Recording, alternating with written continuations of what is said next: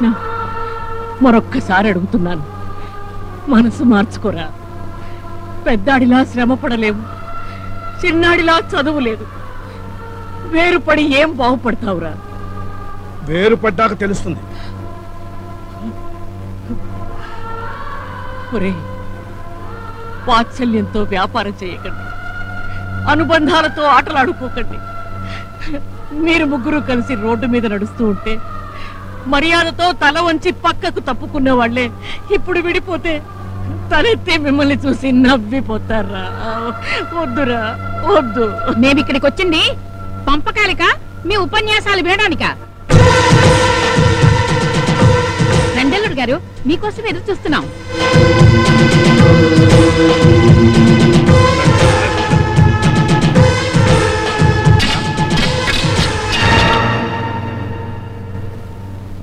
భూపతిరాయుడు, ఆ కర్ర దాటి వచ్చావో నీ పెళ్ళాం పుస్తెల మీద ఒట్టు. మా ఆస్తి పంపకాల్లో నీ జోక్యం మాకు అక్కర్లేదు. మరి వాటాలు ఎవరు వర్కౌట్ చేస్తారు? మా అన్న బలరామయ్య. వాటాల్లో కృష్ణమూర్తికి అన్యాయం జరిగితే వాదించేదెవడు? అందుకే తమ్ముడు కృష్ణమూర్తిని రమ్మంటే వచ్చాను.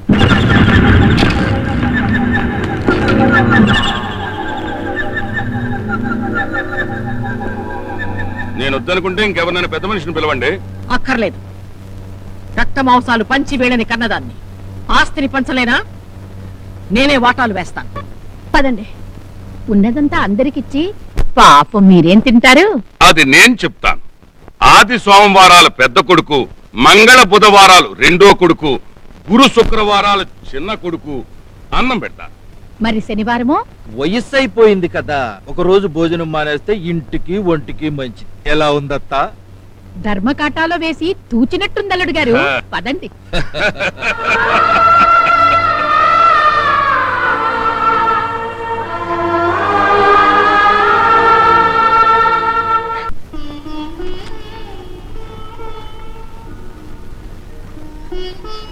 ఏమండి, ఇంతకాలం నేను ప్రమీళ ఒక అమ్మ కన్నబెట్టలా బ్రతికాం, కానీ తోడికోడల్లా తగులాడుకోలేదండి.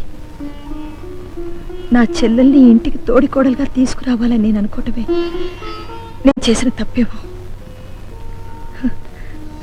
ఆస్తులు పంచుకుంటే పంచుకున్నారు, కానీ అమ్మా నోరారా పిలిచే బిడ్డల్ని నా దగ్గరికే రానివ్వటం లేదండి.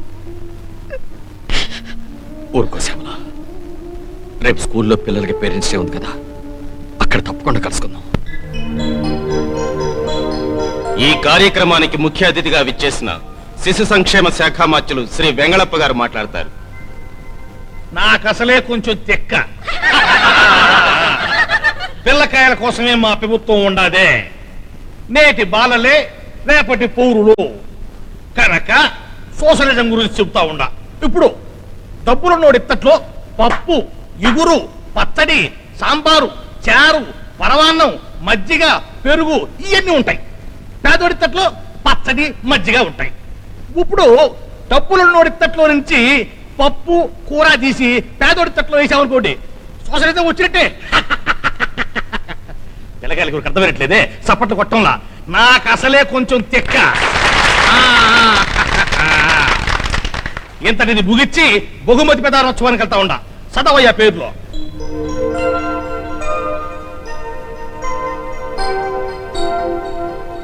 ఈ సంవత్సరం ఉత్తమ విద్యార్థిని విద్యార్థులుగా బేబీ హరిప్రియ, మాస్టర్ అనిల్ ఎన్నికయ్యారు.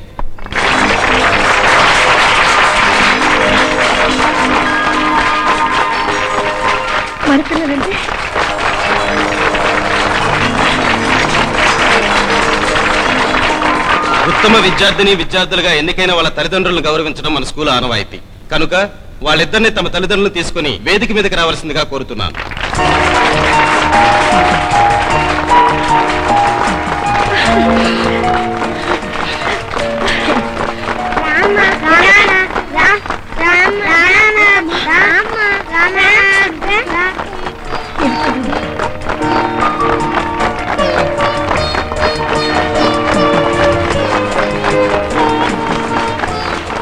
అల్లుడు, ఏమిటి అన్యాయం? వెళ్ళి ఆపండి. ఆపండి. ఆ పిల్లలకి తల్లిదండ్రులు వాళ్ళు కాదు, మేము. వీళ్ళని స్కూల్లో చేర్పించింది, ప్రోగ్రెస్ రిపోర్ట్ మీద సంతకాలు పెడుతున్నది, ఫీజులు కడుతున్నది మేమే. ఫీజులు కట్టగానే అమ్మా నాన్నలు అయిపోతారా? మీరే చెప్పండి మంత్రి గారు. నాకు అసలే కొంచెం చెక్క ఎట్టవుతారో మహా అయితే గార్డియన్లు అవుతారు అంతే కదా.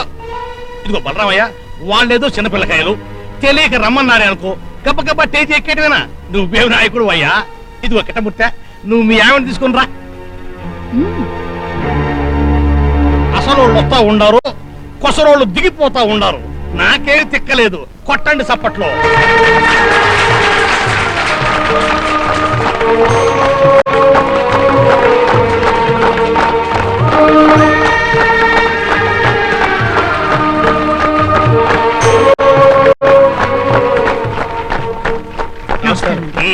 శాంతి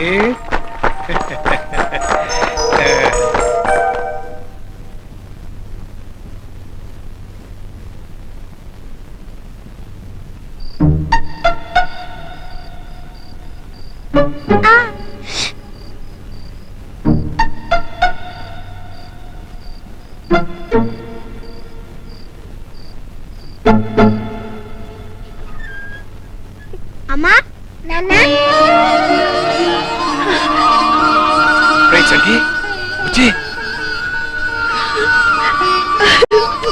ఎలా వచ్చారా మీరు? ఎవరికీ తెలియకుండా దొంగతనంగా వచ్చాడు. చూడు ఇక్కడ గీసుకుపోయింది. అయ్యో మందు రాస్తానుండు.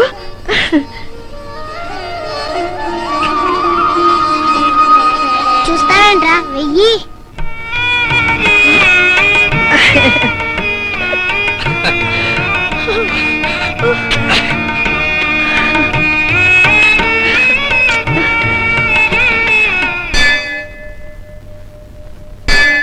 వైజయంతి,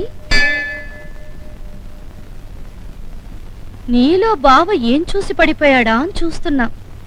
నా కళ్ళు కంటే నీ కళ్ళేం బెటర్ కావు. నీ ముక్కు కన్నా నా ముక్కే బాగుంటుంది. నీకంటూ నేనే ఎర్రగా ఉంటాను. మహా ఉంటే ఓ గుప్పుడు ఎత్తుంటావేమో. దానికే బావా నీకిన్ని మార్కులేసేసాడా? అవును, ఇన్ని రోజులైనా ఎవరూ పెళ్లి మాట ఎత్తట్లేదేంటి? జరుగుతుందంటావా? నాకు అనుమానమే. బావా నా పెదాల మీద ముద్దు పెట్టి రుచి తెలుసుకున్నాడుగా. ఆ ముద్దు బావని మర్చిపోనివ్వట్లేదేమో. అయినా పబ్లిక్ గా నన్ను ముద్దు పెట్టుకున్న బావతో సిగ్గు లేకుండా మూడు ముళ్ళు ఎలా వేయించుకుంటున్నావే? నీ స్థానంలో నేనుంటే ఏం చేసేదాన్నో తెలుసా? బావని త్యాగం చేసేదాన్ని. ఆడదంటే త్యాగానికి మారు పేరే. ఇప్పుడు నువ్వు త్యాగం చేసావనుకో, త్యాగమూర్తివమ్మా సోదరి అంటూ ఊరంతా నేనే పాట పాడతాను. అసలు అందరూ ఏమనుకుంటున్నారో తెలుసా? నీ వల్లే పెద వెంకట్రాయుడు కుటుంబం ముక్కలైందని. ఆలోచించుకో. నాతో పెళ్లి జరిగితే ముక్కలైన కుటుంబం ఒక్కటవుతుంది. అలా జరగాలంటే నువ్వు త్యాగం చెయ్యాలి. చేస్తావా? మా అమ్మ తెలుసుగా, పురాణాల్లో హిడింపే టైప్ క్యారెక్టర్. ఇంట్లో అడుగుపెట్టింది, వరదొచ్చింది. మరుసటి రోజు మంటలు రేపింది, రేపు తుఫాన్ తెస్తుంది. అంతా నాశనం చేసి గాని ఊరు విడిచిపెట్టదంట. నువ్వు త్యాగం చేసావనుకో, కథ సుఖాంతమైపోతుంది. చేస్తావా? వద్దా, ఏడవద్దు. ఆ కన్నీళ్ళు నా సొంతం. ప్రేమించింది నేను, ఓడిపోయింది నేను, నవ్వులు పాలైంది నేను, నష్టపోయింది నేను, బావని దూరం చేసుకుంది నేను. కనుక బాధపడాల్సింది కూడా నేనే. నేనే.